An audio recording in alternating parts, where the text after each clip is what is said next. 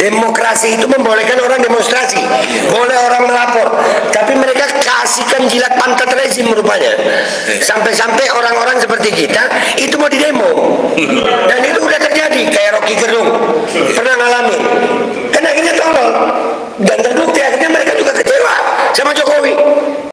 Dan semoga Allah Subhanahu wa Ta'ala menghancurkan sehancur-hancurnya para pelaku pembantaian 6 syuhada pengawal kami dan yang memerintahkannya, serta para aktor intelektualnya juga yang merestuinya, dan semua yang terlibat dalam pembantaian sadis dan brutal tersebut secara langsung maupun tidak langsung. Allahumma dammirhum tadmira waqtulhum badada wala tughadir minhum ahada ya qawi ya matin ya muntaqim amin ya rabbal alamin. Allahu Akbar, Allahu Akbar. Al Godi, sekarang ada warnanya loh, baju koko habaib.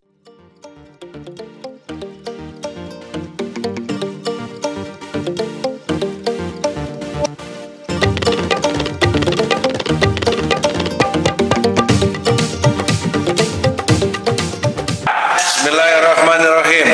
Assalamualaikum warahmatullahi wabarakatuh.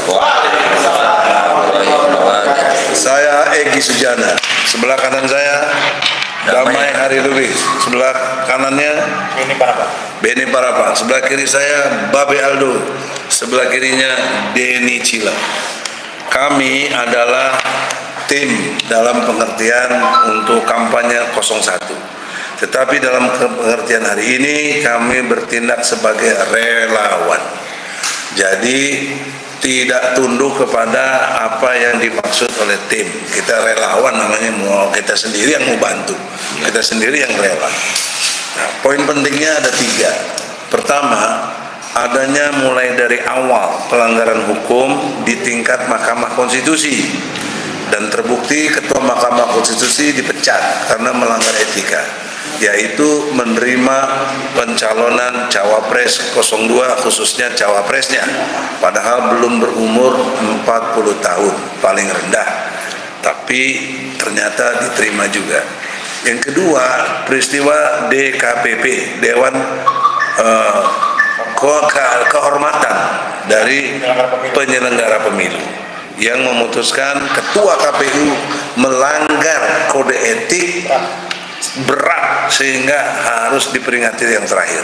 Tapi sayangnya yang terakhir yang kedua kali. Bagaimana mungkin logika terakhir kedua kali?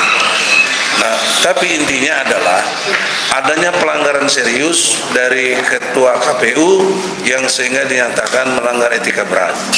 Tetapi pertanyaannya, mengapa Gibran tetap diterima sebagai cawapres?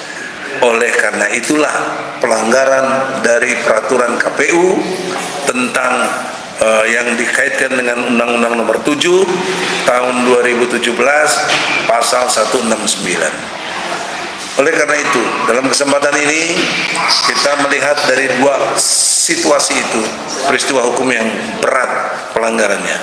Yang ketiga adalah quick count, dengan segera dan cepat dilakukan, padahal sebelumnya tanggal 13 sudah siap-siap mereka membuat gedung di Istora Senayan kalau tidak salah, itu menyatakan deklarasi kemenangannya, padahal quick count baru 5%. Bagaimana logika 5% bisa mewakili yang 100% itu? Nah, kurang lebih itu saya hanya mengantarkan. Saya minta pendapat hukum dari DHL, silakan. Ya, Singkat jelas. pendapat hukum kita adalah kita upayakan melalui badan hukum yang berlaku, yaitu ke Bawaslu. Kami sudah laporkan tentang pelanggaran-pelanggaran yang dimasukkan Bang Egy tadi melalui tim pembela ulama dan aktivis. Namun sampai saat ini belum ada follow up apapun dari Bawaslu. Dan mengenai pelanggaran yang akhirnya berhubungan dengan Gibran ini juga sudah kami laporkan melalui TPUA ke Polda Metro Jaya. Selanjutnya berselang 2 bulan kemudian juga ada rekan kita, rekan perjuangan kita dari Petisi 100 di mana juga kebetulan saya dengan Bang Egy ada juga di situ. Cuma di Polda hanya Anwar Usman, di Mabes Polri dilaporkan oleh gerakan petisi 100 Jokowi, istrinya Jokowi dan Gibran Dan Kaisang. dan Anwar Usman. Lebih lengkap itu perkembangannya. Selanjutnya ke KPU pun kami sudah melaporkan tentang kecurangan 54 juta atau ada juga informasi yang 52 juta. Dijawab oleh KPU secara lisan dan melalui warta online yaitu hanya 1,2 juta. Hanya 1,2 juta. Padahal seorang pun haknya dicurangi, hak konstitusinya tidak boleh. Ini sampai 1,2 juta. Nah, itulah langkah-langkah hukum yang pernah kita lakukan. Demikian. Pertanyaannya apa? Pertanyaannya apa? Respon mereka apa? Respon mereka dari KPU, dari Bawaslu, boleh dibilang nihil. Tidak merespon. Tidak merespon. Menerima laporan tapi tidak merespon, tidak memfollow up. Demikian. Diabaikan berarti. Diabaikan. Begitu juga Polda, begitu juga yang lain-lainnya. Nah, sekarang dari sisi anak-anak gerakan dari Babe Aldo, bagaimana memahami peristiwa hukum yang diabaikan? Iya. Assalamualaikum warahmatullahi wabarakatuh. Alhamdulillah ini dapat kesempatan untuk duduk dengan senior-senior hukum ya. Jadi kalau dari perspektif aktivis seperti kami udah melihat bahwasannya pelanggaran-pelanggaran ini udah nggak pakai malu-malu lagi KPU. Dan ini kami sangat sesalkan karena anggaran KPU itu kalau nggak salah informasinya 77 triliun ya. Nah, anggaran yang sebesar itu untuk persiapan selama 4 tahun lebih. Bagaimana aplikasi Sirekap itu servernya ditemukan ada dua pendapat, ada yang bilang di Singapura, ada yang bilang di Cina, tapi dua-duanya itu server Alibaba. Perancis. Ada di Perancis juga. Artinya ini pelanggaran pidana yang secara jelas karena itu ada undang-undangnya. Terus yang kedua KPU juga mengakui bahwasannya ada salah input. Nah ini yang namanya kesalahan itu pasti ada konsekuensi hukumnya mesti. Jangan cuma minta maaf. Jangan cuma nggak bisa. Andai kata kita ini sekarang ini rumah kita kemalingan, itu kita akan marah. Nah hari ini kita melihat yang kemalingan itu bukan lagi barang di rumah kita, tapi suara rakyat. Nah, dan kita nggak bisa tinggal diam aja. Kalau jumlahnya jutaan mah bukan dimaling, dirampok. Dan ini dilakukan secara terang-terangan, terstruktur, sistematis dan masif. Ini udah nggak pakai malu, atau memang karena mereka udah nggak punya kemaluan. Ya. Jadi akan tetapi gue sebagai aktivis yang punya rasa trauma di 2019, artinya 2019 kita pernah mengalami yang seperti ini. Waktu itu Prabowo sebagai korban, dia menyatakan bahwasanya orang yang berakal sehat itu tidak akan menerima hasil quick count. Itu 2019 dia menyatakan seperti itu.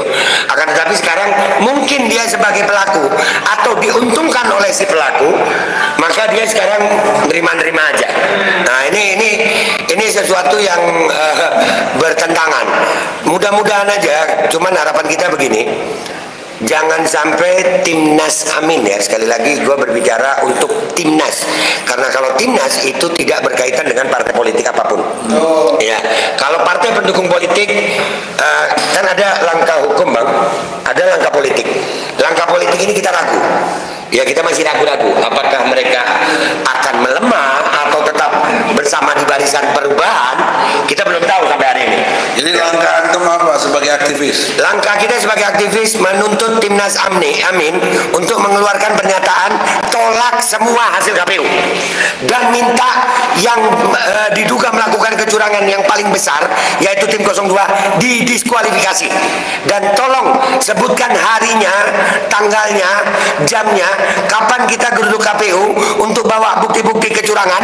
Jangan pulang sebelum didiskualifikasi. Kita nggak mau pulang, kita nggak mau. Apabila tidak didiskualifikasi, bagaimana sikap Anda? Kalau tidak didiskualifikasi, ya kita akan minta sampai didiskualifikasi.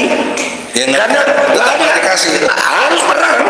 Karena bagaimana, minta maaf saya, bagaimana suara rakyat yang mestinya dijaga dengan anggaran dihormati, itu dipermainkan seperti ini. Nggak ada, saya nggak terima. Saya tidak terima. Kalau mau minta saya diam, ya matikan saya. Mati tanam, apa takut? Ajal bukan karena peluru. Ajal itu Allah yang tentukan. Dan demi Allah bang, mati dalam perjuangan demi rakyat Indonesia, itu cita-cita kemuliaan. Ini saat-saat yang kami cari, saat menjemput kematian dalam perjuangan. Masya Allah. Kami, Allahu Akbar. Kami cuma berharap semua pihak, kalau kepingin tidak ada korban, hentikan segala macam kecurangan. Mulailah dengan kejujuran. Jangan biarkan Indonesia ini yang besar ini harus hancur dengan kecurangan sehingga timbul perang saudara. Kita nggak mau itu bang. Mudah-mudahan segera diskualifikasi, hentikan proses, tolak KPU, audit KPU. Ketuanya udah ditangkap karena 70 T anggarannya kemana itu? Iya, kurang ajar banget itu jadi orang. Saya lagi bang, nggak usah lama-lama. Gua takut kepanjangan malah abang jadi pengacara gua ntar. Ke Beni Parambang sebagai perwakilan dari 1000 ketua umum relawan Anies. Ya, terima kasih Bang Egy dan senior. Jadi kepada seluruh rakyat Indonesia, bahwa fenomena kecurangan pemilu ini sudah dilakukan sejak lama. Contoh, diterimanya keputusan MK oleh KPU itu jelas melanggar, dan KPU langsung merespon tanpa merubah adanya PKPU atau peraturan KPU. Jadi keputusan MK yang meloloskan Gibran yang umurnya masih di bawah 40 tahun itu cacat hukum. Seharusnya KPU merubah dulu peraturan KPU baru diterima, tetapi ini langsung diterima tanpa merubah peraturan KPU. Tapi merubah harus dengan DPR. Betul. Nah, itu salah satu. Sudah satu salah. Nah, secara legal formal KPU sudah melakukan hal yang melanggar aturan. Kedua, KPU sendiri dinyatakan seperti Bang Egy sampaikan tadi, DKPP, Ketua KPU sudah diberikan 3 kali Bang peringatan. Tiga kali. Yang ketiga ini pelanggaran berat. Coba diulang. Satu apa? Satu yang masalah itu apa? Wanita mas. Kedua? Yang kedua itu mengenai ada penerimaan atau kegiatan yang di luar normal kegiatan KPU. Nah, baru yang ketiga ini. Nah pertanyaannya, kenapa kok 3 kali istilahnya peringatan terakhir? Itu kan nggak masuk akal. Ya, jadi secara etik Ketua KPU ini sudah cacat, tetapi dipaksakan. Nah, kemudian tiba pada saat sekarang adanya hal-hal yang kita lihat anomali atau aneh. Aneh kenapa? Penggelembungan suara yang adanya 78, kemudian 780, kemudian ada 135.000 satu kecamatan, Bang. Nggak mungkin ya? Nggak mungkin. Nah, dan itu hanya ditujukan atau dibuat kepada paslon 02. Ini ada apa? Kan begitu sekarang pertanyaannya. Nah, kemarin beberapa hari lalu Ketua KPU mengatakan minta maaf. Nah, mohon maaf. Minta maaf itu gampang, tetapi harus ada tanggung jawabnya. Harus ada peristiwa hukum. Betul, harus ada peristiwa hukumnya. Ini dari mana dasarnya terjadi? Tidak mungkin ini berdiri sendiri. Lalu apa tindakan dari 1000 relawan ini? Jadi 1000 relawan hari ini sudah berkumpul, ada 10 poin. Nah, tetapi salah satu poin yang ingin kita tekankan adalah audit forensik IT KPU. Itu kunci. Jadi kita bongkar semua kebusukan-kebusukan IT KPU ini, dan itu harus dilakukan. Dan kedua, dari sisi pergerakan dan timnas itu hal yang berbeda. Kami dari Pejuang Perubahan akan terus menggaungkan dan mengajak seluruh lapisan masyarakat, dari mahasiswa, buruh, tani, dan seluruh yang concern terhadap hidupnya kembali demokrasi untuk turun ke jalan. Mari saudara-saudara, Pejuang Perubahan, inilah waktunya. Apakah kita akan biarkan negara ini apa yang selalu dijajah? Misalnya mendiskualifikasi, iya, dan memakzulkan Jokowi. Bisa. Jelas dong. Betul. Nah, setelah kita turun ke jalan, kita akan membuat tuntutan. Yang pertama adalah audit forensik kepada KPU. Nah, kemudian kedua adalah melihat kecurangan-kecurangan dan anomali tadi, tidak pantas untuk seorang paslon 02 Prabowo Gibran untuk diteruskan. Itu harus didiskualifikasi. Karena jelas.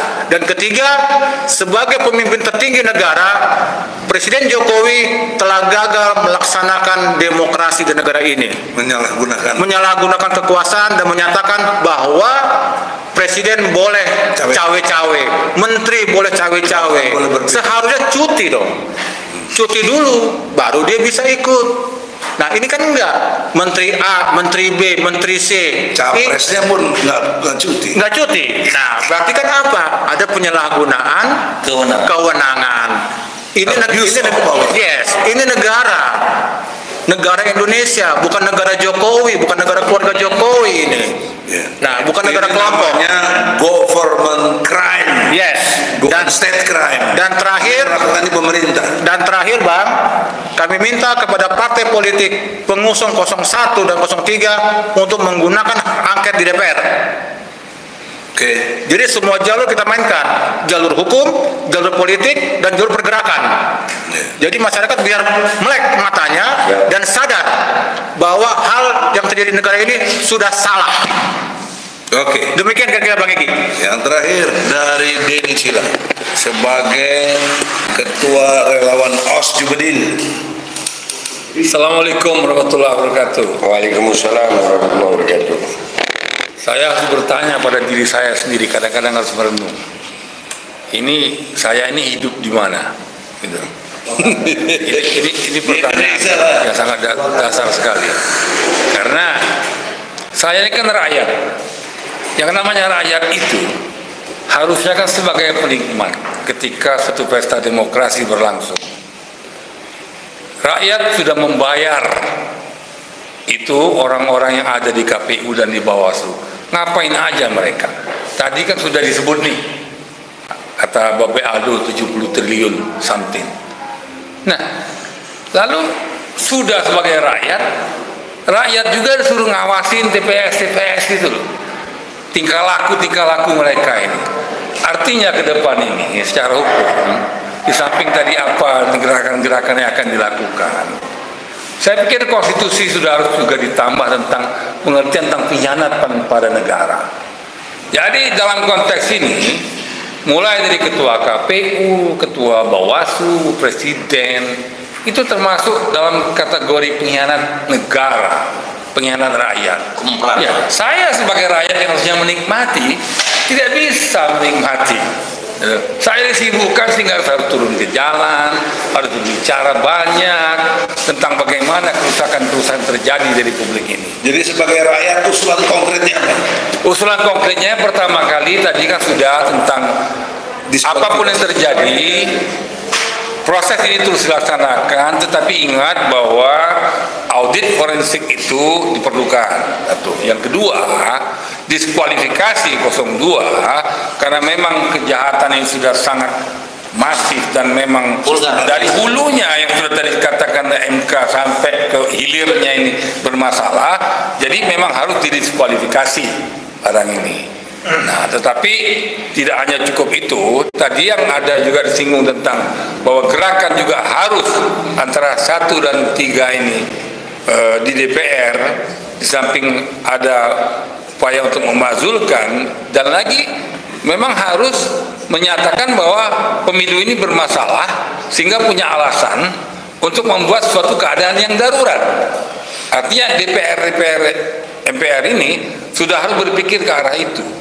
Nah, jadi saya pikir gerakan massa memang harus terus bergulir untuk menuntut keadilan, ya, keadilan rakyat, bahwa pemilu itu harus jujur, adil, karena ini suara rakyat dipermainkan. Ini sudah kita dicurangi, pajak kita diambil untuk membiayai mereka-mereka yang berpencaksilat di sana, lalu kita pun dijadiin kuda oleh mereka untuk mengawasi tingkah laku mereka ini. Saya pikir ini lebih dari kata pengkhianatan pada negara, pada rakyat. Lebih dari penjajah juga. Lebih dari itu. Nah, oleh karena itu saya pikir memang gerakan ini harus terus bergulir. Yang pasti KPU jangan sampai diberi kesempatan untuk cawe-cawe juga mengeluarkan sebuah statement yang kemudian itu bertentangan dengan apa yang dihasilkan atau yang dikumpulkan oleh Timnas, sehingga nanti dilempar kepada MK. Sementara MK sudah kita ketahui begitu tingkah laku mereka semua. Ya, jadi saya pikir tidak perlu ke MK itu, tidak perlu. Selesaikan di KPU. Rakyat harus bergerak, selesaikan di KPU. Saya pikir begitu. Sebab kalau sudah ke MK, kita bicara hukum, what kind of law that you will try in this country, man? Bloody shit, no kind of law like that. No, bullshit. You know, if you talk about the law, if you believe about the law, no, it's not that way. Jadi memang ini satu penyakit orang ketika kita berbicara tentang restart dan lain sebagainya. Kita harus bertanya lebih dalam, ini apa permainan restart ini? Iya. Artinya kajiannya sangat dalam sekali. Artinya the ultimate virtue yang namanya law itu adalah ethics. Jadi ketika itu sudah bermasalah, maka seharusnya semua rontok. Oleh karena itu terus terang saya katakan, saya sangat kecewa dengan Profesor Jimli Asidiki itu. Saya sangat kecewa sekali itu. Sehingga dan lagi juga kacaunya kalau kita bicara soal hukum. Ketika Anda ciptakan mahkamah etik, the ultimate virtue-nya itu, lalu di dalam ketentuan lain Anda mengatur juga tentang bahwa itu adalah keputusan tata usaha negara yang bisa dipetunkan. Itu kan aneh menurut saya. Jadi udah kayak jadi permainan ini. Saya pikir hukum jadi permainan penguasa. Putusan MK itu final and binding. Oke, tentang final and binding. When we talk about the final and binding, itu tidak berarti apa-apa sebenarnya. Ada sesuatu putusan yang there is no court of appeal available. No court of appeal available. That's it. Stop sampai di situ. Itu pengertian the final and binding. Nah ini kadang-kadang ini. Di kau sekarang masih bisa ke PT UN gitu. Nah emang iya, oleh karena itu makanya mereka pisahkan antara ethics and law itu, padahal sumbernya itu kan ethics. Dan dari begitu loh bisa hilang ya kan? Oleh MK. Ya bagaimana coba mengatur soal perilaku. Oh itu terlalu banyak perilaku. Bagaimana pandangannya MK ini udah dipecat karena secara etik, dia gugat PT UN, putusan setelahnya diterima, dimungkinkan dia jadi ketua MK lagi. Gimana pendapat Anda? Nah, itulah saya pikir kita hidup di tengah gerombolan. Yang kuat itu yang menang, sejarah cuma selera. Jadi tidak ada ini good governance and good government itu nonsense. Jadi intinya begitu, yang kuat itu yang menang, sejarah cuma selera. Kita hidup di dalam the existence sebuah gerombolan yang besar. Nah inilah yang terjadi. Sekarang saya minta closing statement dari masing-masing. Bagaimana lihat kondisi itu, terutama kita mau kepung KPU, tapi kalau ada perlawanan karena dari kelompok sebelah juga ngerahin masa, apa yang akan terjadi? Bagaimana, siapa dulu Mustad? Iya kan ini masing-masing, minta maaf Bang Edi, udah gemes gue, udah gemes. Ya masing-masing kan ngeklaim di media itu bahwasanya masing-masing ada pendukung. Ya udah, yang kemarin datang ke JIS, ya datang yuk, kita tunjukin yang mana yang banyak gitu. Ya sekarang ini kalau kita bicara tadi itu bagaimana etik, ada hukum, udahlah bullshit, bener abang tadi bullshit. Udah bangke emang tuh orang-orang ya. Jadi udah kita datang aja, udah kekuatan masa ada, dan kita nih di 01 masih ada kekuatan karena 03 juga kecewa ya. Dan sebetulnya kalau 02 itu dia sadar bahwasanya yang kita lawan bukan 02-nya, kecurangannya. Kalau mereka nggak merasa curang, ngapain mereka keberatan? Berarti kan memang mereka secara tidak langsung mengakui kecurangan mereka. Ketemu di lapangan, nggak ada lagi hukum-hukuman karena semua pakai bukti. Tim hukum kita udah pakai hukum. Kalau hukum itu nggak diterima, masa yang berbicara. Itu aja Bang Edi. Makasih. Dari DHL. Ya, kami dari tim hukum sendiri, maksudnya saya, kami itu saya tidak membawa nama-nama kawan-kawan. Saya juga tidak percaya kepada Mahkamah Konstitusi. Prakteknya saya banyak, nggak mungkin sempat di sini. Salah satunya yang tadi dikupas oleh Bang Egy, harusnya menurut pasal 22 Undang-Undang 48 2009 tentang kehakiman, kekuasaan kehakiman harus diulang menurut pasal 6 ayat 6 pasal 17 ayat 6 harus diulang dengan majelis hakim yang baru. Ayat 7, 6 dan 7. 6 dan 7 harus diulang. Ini nggak diulang. Kok kita percaya? Jadi kalau masyarakat seperti Babe Aldo yang di ujung kawan Denny, kawan ini semua dari pergerakan Benny, Pak Denny, saya wajar, kami merasa wajar. Kenapa? Kami sendiri yang orang hukum, yang anggota daripada tim hukum NAS nggak percaya sama MK, malah membahayakan. Membahayakan apa? Final and binding. Tapi berarti tim hukum NAS kita maunya ke MK, bagaimana? Nah itu memang porsinya. Sementara kita buktinya ada di sini kan. Nah walaupun kita tadi harusnya sebaiknya di sana, tapi kita lebih senang dengan kawan-kawan di sini pergerakan. Ini masalah tipikal, masalah karakter. Jadi kita tetap akan dukung itu, tapi kita nggak bisa mencegah dan menyalahkan karena Bang Aldo dan kawan-kawan semua masyarakat yang ingin turun memang sudah cocok kepada peran serta masyarakat dan kebebasan menyampaikan pendapat di muka umum, tidak terbatas jumlah, tidak ada batasan jumlah untuk menyampaikan tentang peran masyarakat itu. 1 juta orang, 2 juta orang, nggak ada batas. Kalau membatasi berarti melanggar hak asasi manusia karena mereka berpikir sama tentang kecurangan ini. Demikian Bang Gigi. Ya silakan Benny. Ya, dari saya mewakili 1000 ketua umum relawan yang hari ini deklarasi. Yang pertama bahwa saya yakin Timnas Amin akan memberikan sebuah solusi dalam hal seperti ini. Dan kita tunggulah nanti untuk waktunya. Mungkin akan ada beberapa hari ke depan akan ada pengumuman resmi dari Timnas Amin. Kemudian yang kedua adalah bahwa 1000 ketua umum simpul relawan ini adalah pergerakan dari civil society. Tidak ada kami disetir oleh pihak manapun, baik partai politik, baik tim pemenangan, baik apapun. Ini adalah murni gerakan dari masyarakat. Civil society. Civil society, aspirasi masyarakat yang melihat adanya anomali, keanehan. Bahkan Sekjen PDIP sudah mengatakan bahwa pemilu 2004 adalah pemilu yang terburuk sejak reformasi. Itu sudah keluar statement dari Sekjen PDIP. Jadi pertanyaannya, apakah berkenan untuk serbu KPU atau bagaimana? Nah, secara pergerakan memang KPU ini sudah bermasalah. Untuk itu kita perlu membuat semacam pressure. Pressure ini dalam hal pergerakan massa. Jadi seperti saya bilang tadi, saya mengajak semua unsur masyarakat, mahasiswa, pelajar, buruh tani, ojol untuk turun ke jalan, menyuarakan hal-hal yang merasa menjadi unek-unek kalian. Jangan takut. Hak berpendapat, hak berkumpul kita dilindungi oleh konstitusi. Itu teori. Ya. Prakteknya ditangkepin nanti gimana? Kalau ditangkapin itu adalah resiko dari perjuangan, Pak. Siap, berarti siap. Itu resiko. Itu resiko. Kalau kita tidak mau berjuang, jangan takut. Harus berani. Yes. Karena ini negara kita, bukan negara oligarki. Jadi closing statement saya adalah mari kita dorong partai politik melalui jalur politik untuk mengusulkan hak angket. Kemudian secara hukum, tim hukum nasional Timnas Amin kita percayakan untuk terus mengawal ini.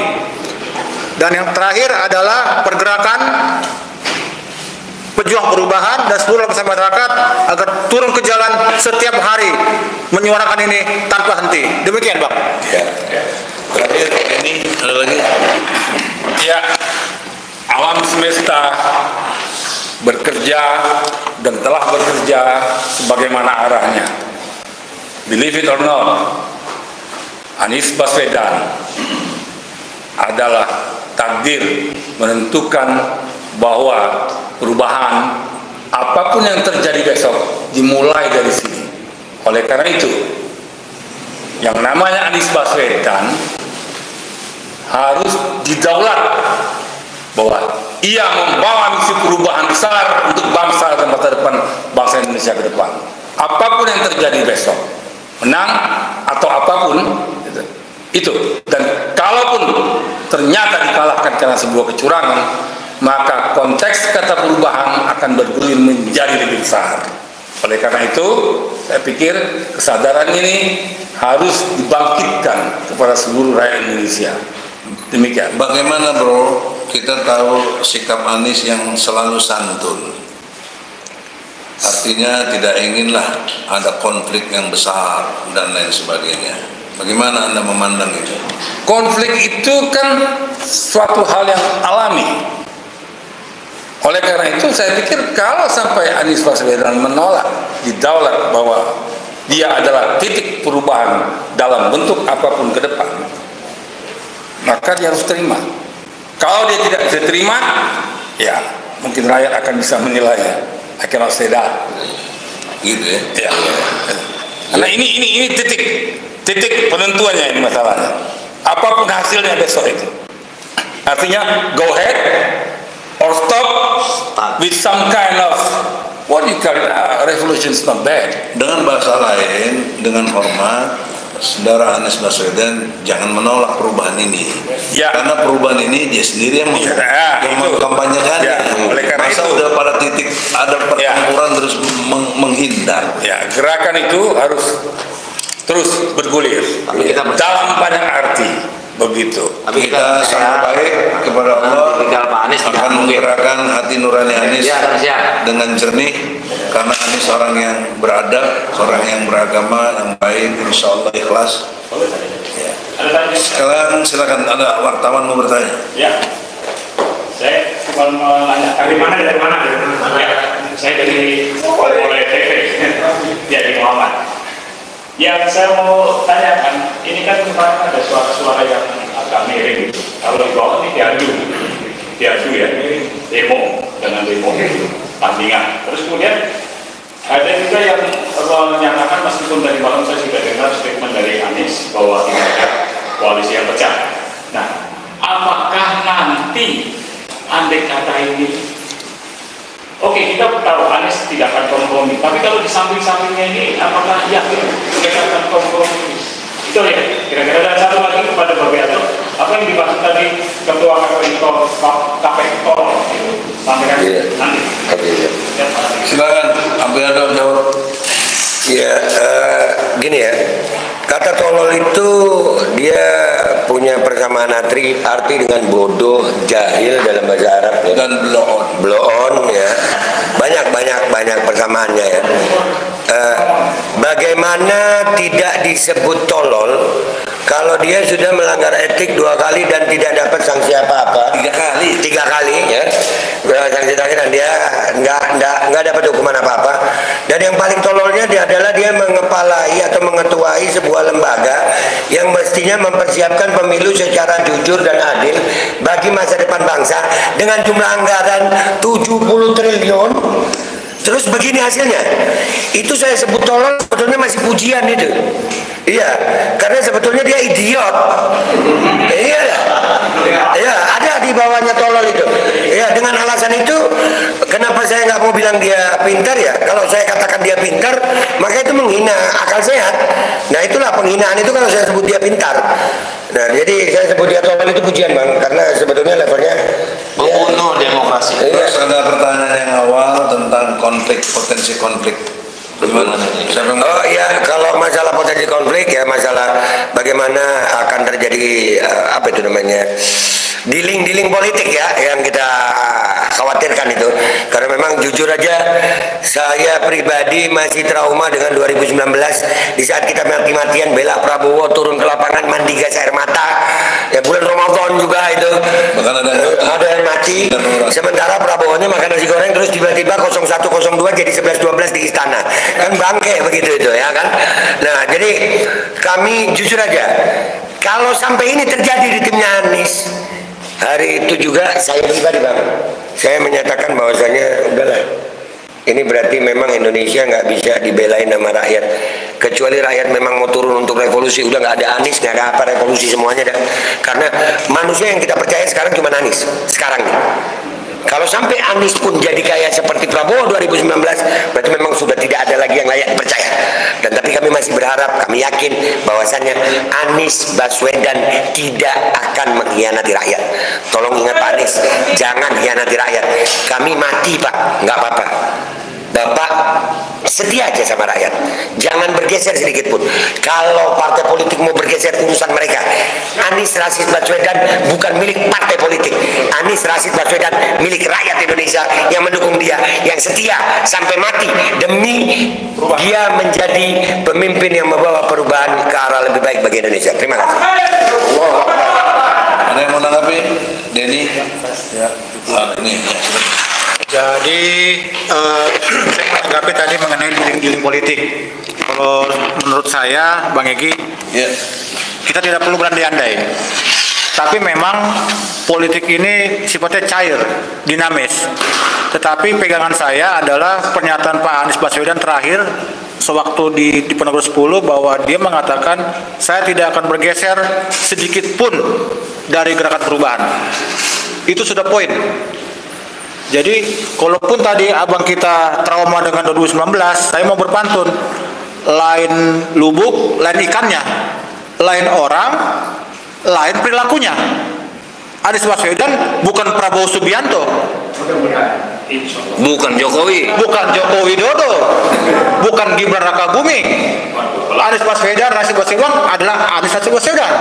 Jadi, saya yakin 1000% beliau akan tetap berjalan konsisten. Istiqomah. Dia Itu saya. Semua golongan.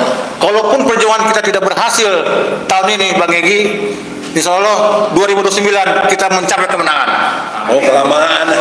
Misalnya, tetapi kalaupun 2024 ini kita bisa mendobrak oligarki, tapi dengan cara-cara yang konstitusional. Nah, konstitusional. Demikian Bang Egy. Yes. Dahel. Ada. Ya tadi kalau nggak percaya sama Pak Anies, tentu kita nggak mungkin ada kompres di sini. Jadi tadi saya ulangi saja, jauh bedanya dengan Prabowo, tipikalnya, karakternya, emosionalnya, labilitas utamanya. Dengan Jokowi itu ibaratnya langit dengan bumi, kejujurannya. Nah, kita catat tentang kebohong-bohongan Jokowi sesuai buku J.J. Rousseau, kontrak sosialnya, janji politiknya 66 lebih. Bahkan kata Pak Deli John pernah itu sudah 100 lebih. Itu tahun kemarin. Kalau sekarang mungkin ya bisa jadi 100 lebih. Demikian saya rasa kita tetap, karena beliau didukung oleh Ijtima Ulama rekomendasinya, dan kita juga mengamati track recordnya berhasil. Sementara calon yang lain keberhasilannya belum, sulit untuk ditemukan, sulit untuk kita temukan. Demikian. Ada lagi Denny? Cukup ya? Jadi saudara-saudara, akhirnya kita bisa sudahi. Tapi ada pertanyaan lagi? Singkat, jelas? Ya, kemarin saya ikut Mandi dari Fusilat.com. Waktu saya ikut demo yang pertama tuh dari pemuda Timur Indonesia, Ridwan sama Ajis, mantan ketua HMI cabang Jaksel itu. Nah, abang cari situ, saya juga dapat. Kita cari sejarah di mana jangan enak-enakan Jakarta. Pertanyaannya apa nih? Nah, itu bagaimana abang menanggapi?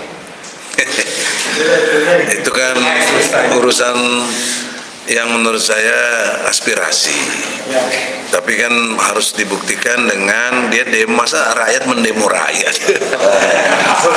Filosofi demo itu rakyat mendemo pemerintah supaya ada perubahan kebijakan.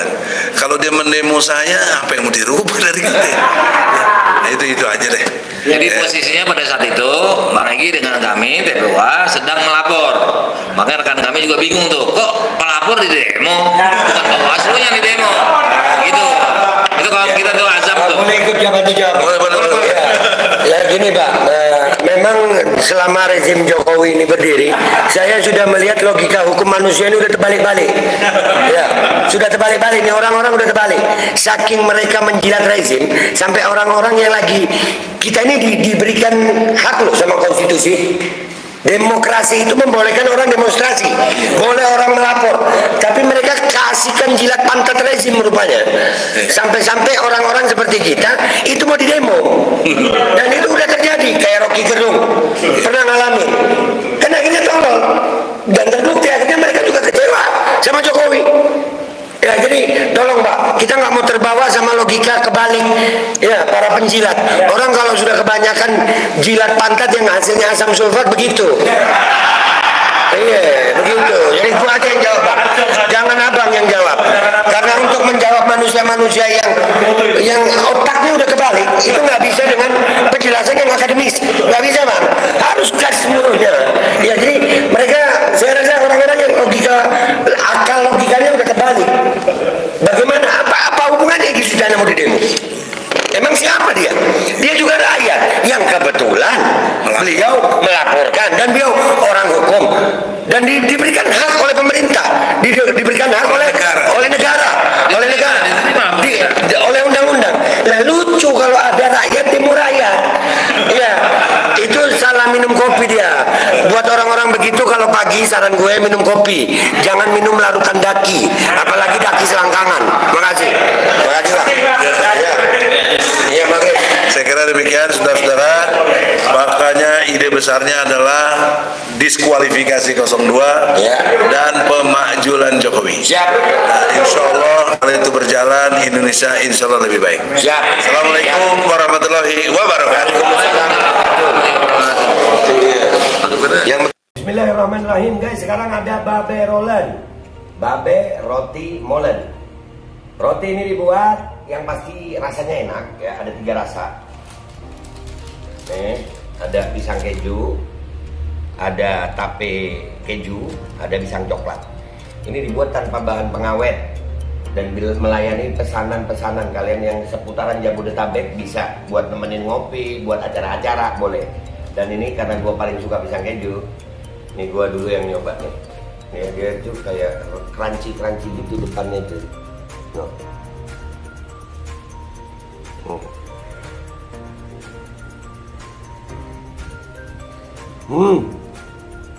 Tahu kerannya di depan nih, terus di dalamnya empuk.